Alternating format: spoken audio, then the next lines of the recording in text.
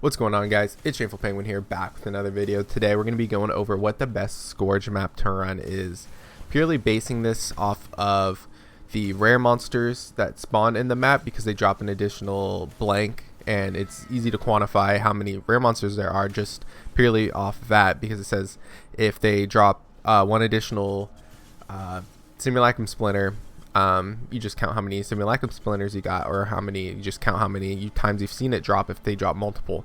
So it's really easy to quantify how many are on a map, and I wanted to test what the best map is. I ran them all white, all just no juice into them, and I wanted to see which one had the best results. And there are some issues with my findings, like I didn't run enough. Like you're gonna want to run like way more to quantify it and get the best idea. But overall, whatever results I show you, just run whatever map you enjoy the most, because that's the best way to get it. There are if you don't know what map to run and I don't really have a favorite, this video could help you out to figure out which map you may like. These are all for white tier maps because they're the easiest to scourge up, and yeah, I'll go over all of that afterwards. I'll explain every little detail about it for you guys to take advantage of this league mechanic and get some currency through it. So the gameplay you're seeing is me running these white tier maps. So I'm going to show you what the maps look like. So if I go over to my tab and you see this map right here. So I was running every single map like this, where you see the Scourge Ghetto map, and rare Scourge monsters drop an additional stack deck, and you can see it's tier 1. So I would just basically count the number of stack decks I have at the end of the map, and that's just your number, and I would make sure it full clear the map. There's some interactions that make it so you can get more of those. So if you spam in and out of the Scourge of the Blood Crucible, or whatever it's called, the Kringle, you would spawn an extra like 1 to 2 rare mobs of packs of enemies, and sometimes they would be rare. So hopefully I remember to put this gameplay here, where I was inside the boss room and I was just in and out of the Blood Crucible, and I was spawning new monsters, and some of them were rare and dropping extra stuff.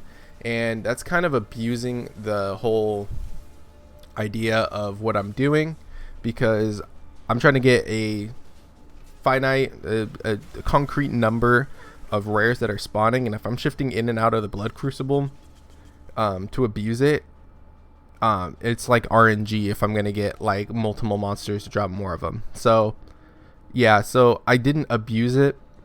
I would just do it when I could, and yeah, we'll just remember that. Anyways, I'll show you guys the runs if you want to see all the maps I ran, and I have them organized by best average number of runs. But basically, there's a large amount of variance, but I only ran like 5 maps on some of them. So Tropical Islands could be better than I'm thinking, or it could be worse, because I only ran 5.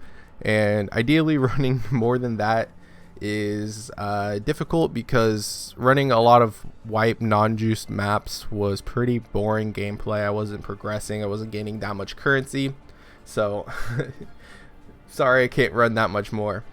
But yeah, these are my findings. Take what you want from them, screenshot this and see if you want to do that. I labeled right here if I thought the boss was bad. Basically that means it has phases and you can't insta kill it, so that's why ideally I named it as bad. And that's bad because you don't get the by not killing the boss, you don't get the the master missions at the end of the map. You don't have the chance to get an additional master mission, so you can't put more juice into the map. So you usually want to kill the boss for that as well. If you're running higher tier maps to get the conquerors and stuff, like, you might want to kill the boss, so keep that in mind when you're doing that. But some of my findings, some of my ideas on these findings: first, I thought it was going to be the bigger the map the better. Not necessarily in that that's true. It kind of is, because like Dunes, Tropical Island, and Glacier are some of the smaller maps, and smaller in like how long you can run them for. because you can clear these maps pretty fast compared to the rest of them. So maybe that's an idea. But in size, all of these like core, silo, underground river, waste pool, they're all really thin maps where you're just going through like a tunnel the entire time. So in size, those are the smallest, but yeah, so but you're running them for longer because it's like a zigzaggy maze the entire time. So they were actually better maps. Arid Lake's kind of open, kind of small, but it did pretty good.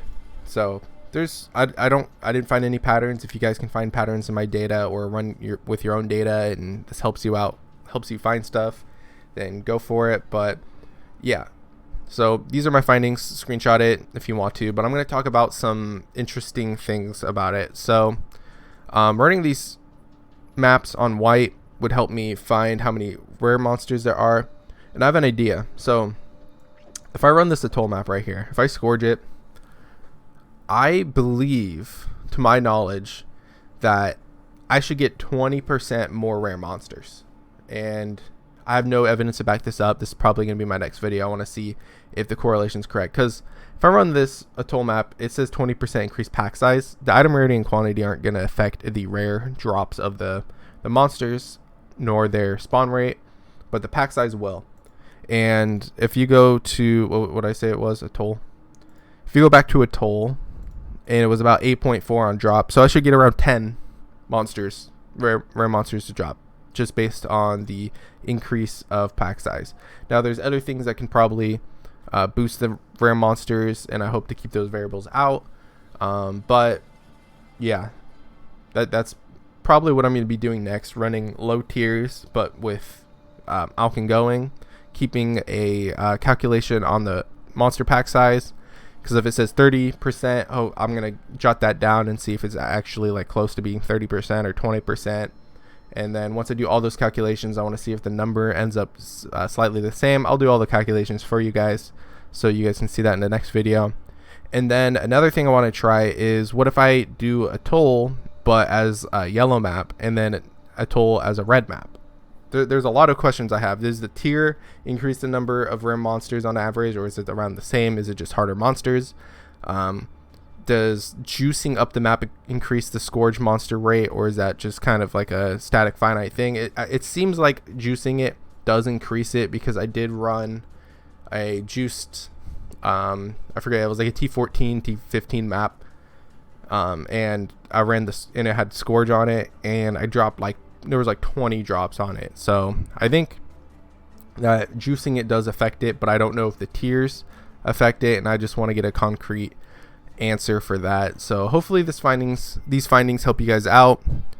For the build I was running, it was just a generic storm brand.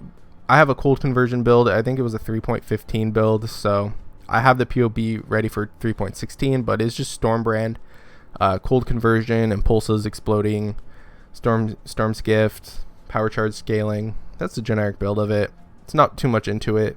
Just look at the POB. I'll link it down below if you guys are interested, but it's a good build. I need to figure out some ways to boost up a little bit more damage, because in like high tier 15-16s, it doesn't push out as much damage as it used to in the past leagues, so I need to figure out a way to boost it up a little bit more.